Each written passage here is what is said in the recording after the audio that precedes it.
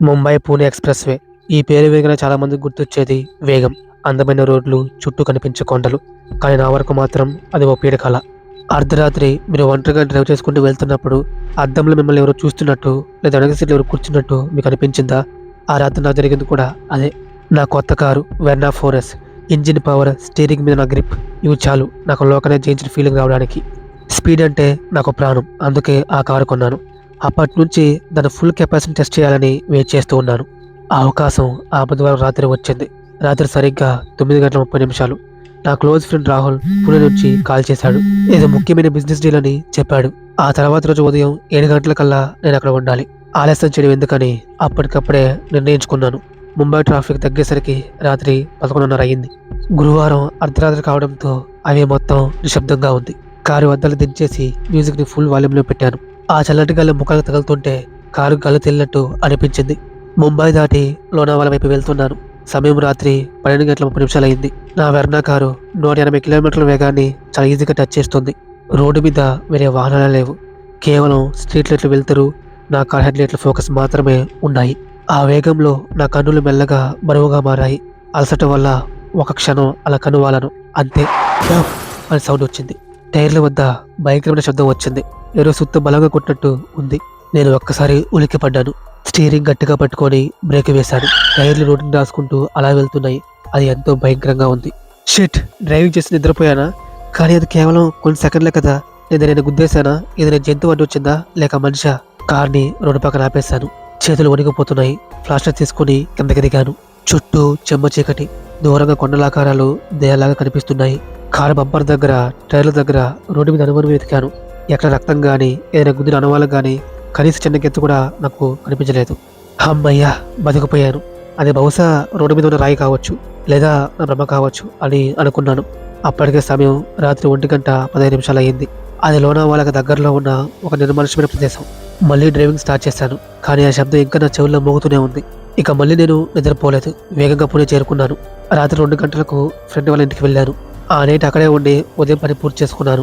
సాయంత్రం మళ్ళీ వెళ్ళిపోదామని అనుకున్నాను. కానీ నా ఫ్రెండ్ వాళ్ళ ఆవిడ నన్ను ఫోర్స్ చేశారు.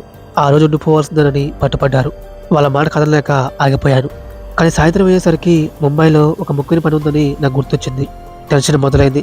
పైగా నా పాత ఫ్రెండ్ జానీ గాడు నా కోసం వస్తున్నాడు. వాడి కోసం వెయిట్ చేశాను. వాడు వచ్చేసరికి బాగా లేట్ అయింది.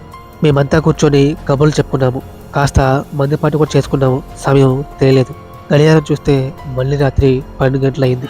చా, మళ్ళీ రాత్రి అయిపోయింది. నేను వెంటనే వెళ్ళాలి. నా ఫ్రెండ్స్కి చెప్పేసి నేను బయలుదేరాను. నాకు అప్పటికే కాస్త టిప్సీగా ఉంది. ఆల్కహాల్ ప్రభావం కొంచెం ఉంది. వాళ్ళు ఉండిపోమని చెప్పారు. కానీ రేపు ఆఫీస్ ఉందని వెంటనే బయలుదేరిపోయాను. కార్ లాక్ తీసి డ్రైవింగ్ సీట్లో కూర్చోబోతుండగా నా చూపు క్యాజువల్గా డాష్ బోర్డు మీద పడింది. అక్కడ విండ్షీల్డ్ దగ్గర ఒక చిన్న బొమ్మ వెళ్లాడుతూ ఉంది. నా గుండె ఒక్కసారి జలధరించింది.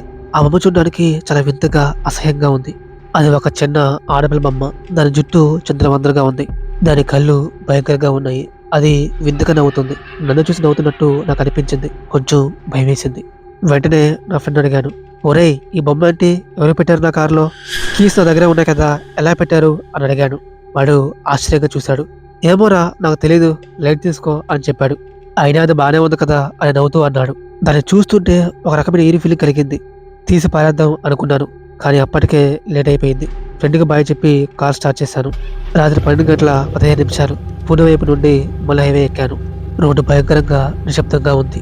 కానీ ఈసారి కారులో నేను ఒక్కనే లేను. ఆ బొమ్మ కూడా ఉంది. డ్రైవ్ చేస్తున్నంతసేపు నా కళ్ళు మాటి మాటికి ఆ బొమ్మ వైపే వెళ్తున్నాయి. డాష్ బోర్డ్ నుంచి వచ్చే ఆరెంజ్ కలర్ డిమ్ లైట్ లో ఆ బొమ్మ ముఖం ఇంకా భయంకరంగా కనిపిస్తుంది. కారు కుదుపులకి ఆ బొమ్మ అటు ఇటు ఊగుతుంటే అది తల తిప్పి నన్నే చూస్తున్నట్టు అనిపించింది. కామెడీగా తెగించేస్తున్నాను. అది జస్ట్ ఒక ప్లాస్టిక్ బొమ్మ మాత్రమే అని సర్ది చెప్పుకున్నాను. మ్యూజిక్ వాల్యూమ్ పెంచి రోడ్డు మీద దృష్టి పెట్టాను. స్పీడోమీటర్ 180 టచ్ చేస్తుంది. ఇంజిన్ సౌండ్ తప్ప వేరే ఏ శబ్దం లేదు. టైం 1:15 అయింది. సరిగ్గా అదే సమయంలో నేను అర్ధరాత్రి ఆ శబ్దం వచ్చింది. హఠాత్తుగా అదే శబ్దం ఫ్రంట్ వీల్ దగ్గర ఇది నలిగిపోయినట్టు, ఎముకలు విరిగిపోయినట్టు భయంకర శబ్దం వినిపించింది. కారు ఒక్కసారిగా అటు ఇటు ఊగిపోయింది. స్పీడోమీటర్ ముళ్ళు ఒక్కసారిగా జీరోకి పడిపోయింది. స్టీరింగ్ స్ట్రక్ అయిపోయింది. బ్రేక్ వేయక ముందే కారు ఆగిపోయింది. నా ఒళ్ళంతా చెమటలు పట్టాయి. అసలు ఏమవుతుంది? చేతులు మళ్ళీ వణికిపోయాయి. డోర్ తీసి కిందకి దిగాను. ఫ్లాష్ లైట్ ఆన్ చేశాను. చుట్టూ చూశాను. నా రక్తం గట్టగట్టుకుపోయింది.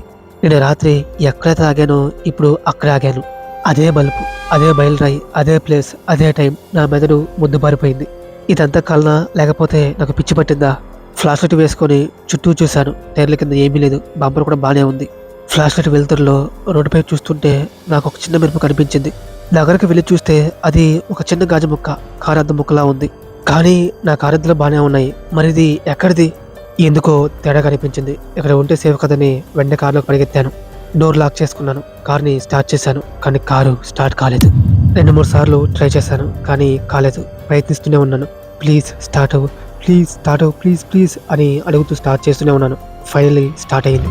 హెడ్లైట్లు వెలిగాయి. అమ్మయ్య అని ఊపిరి పీల్చుకొని తలపైకెత్తాను. నా గుండె ఆగిపోయింది. ఆ బొమ్మ కనిపించలేదు. కింద పడిపోయిందేమో అని కిందకు చూశాను. కానీ ఎక్కడా కనిపించలేదు. కార్ డోర్లు, అద్దాలు అన్నీ లాక్ చేసా ఉన్నాను. మరి ఆ బొమ్మ ఏమైంది? గాల్లో కలిసిపోయిందా? హఠాత్తుగా ఒక వింతైన అనుభూతి కలిగింది. ఎవరో వెనక సీట్లో కూర్చొని ఊపిరి పీలుస్తున్నట్టు అనిపించింది. అద్దంలో చూద్దామని అనుకున్నాను. కానీ ధైర్యం సరిపోలేదు. యాక్సిలేటర్ బలంగా తొక్కాను. కారు దూసుకుపోయింది. ఏమైనా సరే ముంబై వెళ్లాల్సిందే అని ఫిక్స్ అయ్యాను. ఆ తర్వాత ఏమీ కాలేదు. కానీ ఆ భయం నన్ను వెంటాడుతూనే ఉంది. ముంబైలోని నా ఫ్లాట్కి చేరుకున్నాను. అప్పటికే సమయం 2:30 అయింది. కారు పార్క్ చేసి నా ఫ్లాట్లోకి వెళ్ళాను. నా చేతులు ఇంకా వణుకుతూనే ఉన్నాయి. నా రూమ్ డోర్ దగ్గర ఒక పేపర్ పడి ఉంది. అది నా న్యూస్ పేపర్. దాన్ని తీసుకొని లోపలికి వెళ్ళాను. తలుపు తీయగానే ఆశ్చర్యం వేసింది. హాల్లో లైట్లన్నీ ఆన్ చేసి ఉన్నాయి. నేను వెళ్ళేటప్పుడు లైట్స్ ఆఫ్ చేశాను. మరి ఇక్కడ లైట్స్ ఆన్లో ఉన్నాయంటే నాకు అర్థం కాలేదు. తొందరగా వెళ్ళాలని బహుశా ఆఫ్ చేయలేదేమోలే అని అనుకున్నాను. లోపలికి అడుగు పెట్టాను. ఇల్లంతా ఐస్ బాక్స్ లాగా చల్లగా ఉంది. అది ఏప్రిల్ మంత్, ఎండాకాలం. నైట్ అయినా సరే కొంచెం హ్యూమిడిటీ ఉంటుంది. కానీ అక్కడ చల్లగా ఉంది, చాలా చల్లగా. కనీసం ఏసీ కూడా నేను వేయలేదు. కానీ చాలా చల్లగా ఉంది. నా మైండ్ అంతా పిచ్చి పిచ్చిగా ఉంది. నేను నుంచి ఏదేదో అవుతుంది.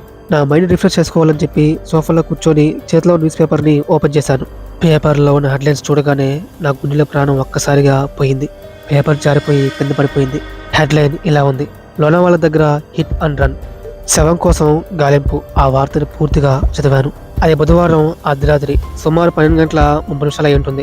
లోనావాలా సమీపంలో ఒక గుర్తులేని వాహనం ఢీకొట్టడంతో ఒక యువతి చనిపోయింది. అతివేగంగా వచ్చిన కారు ఆమె ఢీకొట్టి వేగంగా వెళ్లిపోయింది. కారు గుద్దిన వేగానికి ఆమె మృతదేహం చాలా దూరంలో పడింది. ఆమె శవం దగ్గర ఒక బొమ్మ కూడా దొరికింది. అది చదువుతుంటే నా గుండె చప్పుడు నాకే వినిపిస్తోంది. అదే సమయానికి నేను అక్కడే ఉన్నాను. ఆ గుర్తులేని వాహనం నా కారు. ఆ దబ్బనే శబ్దం రాయి కాదు, నేను ఒక మనిషిని చంపేశాను. పాపం, అనవసరంగా ఒక అమ్మాయి చనిపోయింది. అది కూడా నా వల్లే. నా కాళ్ళు చేతులు వణికిపోతున్నాయి. ఏం చేయాలో అర్థం కావట్లేదు. భయం నన్ను చంపేస్తుంది. ఇక తట్టుకోలేక బెడ్రూమ్లోకి వెళ్ళాను. లైట్ వేయకుండానే మంచం మీద వాలాను. దుప్పటి కప్పుకొని కళ్ళు గట్టిగా మూసుకున్నాను. ఇదంతా కళ అయితే బాగుండు అని అనుకున్నాను. మొత్తం నిశ్శబ్దంగా ఉంది. కానీ ఒక్కసారిగా నా పరుపు కిందకి దిగిపోయింది. నా పక్కన ఎవరు పడుకున్నట్టు అనిపించింది. ఊపిరిని బిగపట్టేశాను. చాలా మెల్లగా దుప్పటిని తీశాను. పక్కకి తిరిగి చూశాను. నా పక్కన నా కారులో ఉన్న ఆ బొమ్మ కనిపించింది. ఆ బొమ్మ నా పక్కనే పడుకొని ఉంది. ఈసారి ఆ బొమ్మ ప్లాస్టిక్లో అనిపించలేదు. దాని కళ్ళు మనిషి కళ్ళలాగా అనిపిస్తున్నాయి. అది కూడా చాలా భయంకరంగా తెరుచుకొని ఉన్నాయి. ఆ బొమ్మ కళ్ళు నెమ్మదిగా నా వైపు తిరిగాయి. ఈ స్టోరీ ఎలా ఉందో కామెంట్ చేయండి. మీకు కనుక ఇంట్రెస్టింగ్ అనిపిస్తే తప్పకుండా లైక్ చేసి సబ్స్క్రైబ్ చేసుకోండి. బెల్ ఐకాన్ ఆన్లో పెట్టుకోండి. ప్లీజ్ లైక్ చేసి షేర్ చేయండి. ఇంకా మంచి స్టోరీస్ని మీ వద్దకు తీసుకొస్తాను. Thanks for watching. బాయ్.